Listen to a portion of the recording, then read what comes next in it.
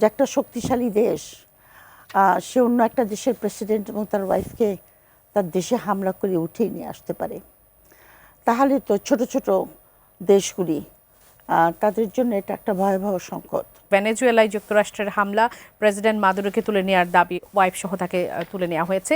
এর আগে আমরা কিছুদিন ধরেই দেখছিলাম যে বেশ কিছু হুমকি ধামকির কথা যুক্তরাষ্ট্র সেখানে বলছিল।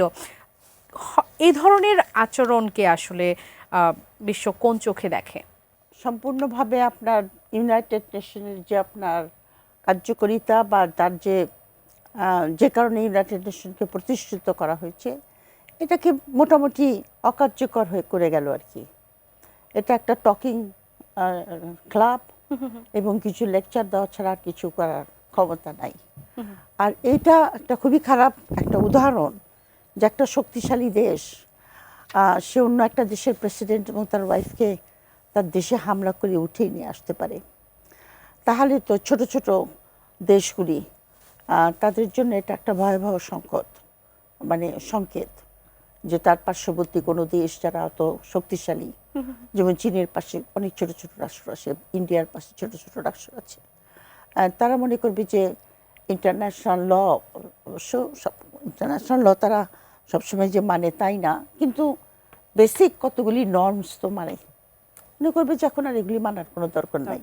কথাটা হলো যে আমরা বর্বর যুগে যেরকম হতো জোর যার মুলুক তার, এটা খুবই একটা খারাপ দৃষ্টান্ত সমস্ত পৃথিবীর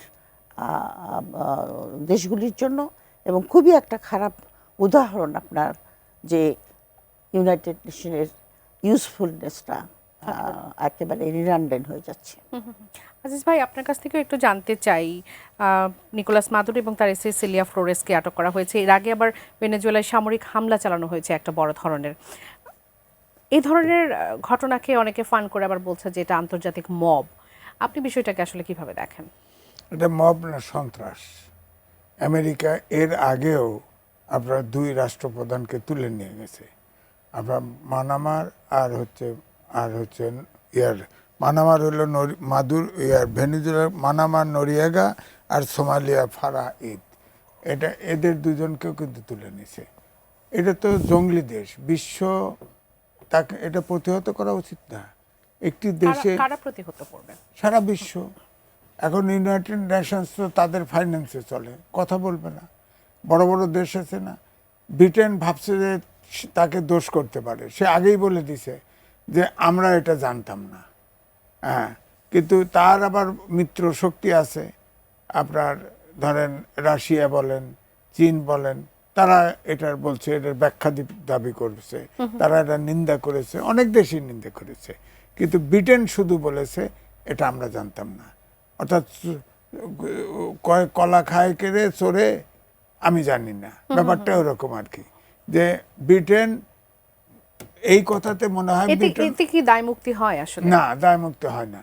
এখন মুশকিলটা হচ্ছে এই মাদুরোকে তার ওয়াইফ সহ ধরে নিয়ে গেছে, কোথায় নিয়ে গেছে এটা নাই, তবে ব্রিটেনের যুক্তরাজ্যের স্বরাষ্ট্রমন্ত্রী বলেছে একজনকে, তিনি সাক্ষ্য দিয়েছে যে তাকে বিচারের জন্য ধরে নিয়ে আসা হয়েছে।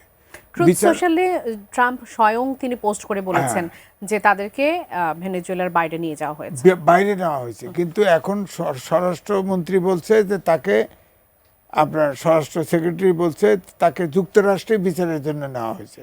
তাকে দোষ দেওয়া হয়েছে, বলা হয়েছে যে সে আমাদের দেশে আমেরিকায় মাদক পাচার করে এবং সন্ত্রাস ঘটায়। এই আর মাদুরো তার সরকারের লোক বলছে যে আমাদের এখানে খনিজ সম্পদ আছে, এটি লুটতরাজ করার জন্য তাকে ধরে নিয়ে গেছে। তো ওখানে জরুরি অবস্থা জারি করেছে এবং সবাইকে শান্ত থাকতে বলা হয়েছে। এখন দেখতে হবে, ওয়েট করতে হবে কি দাঁড়ায়।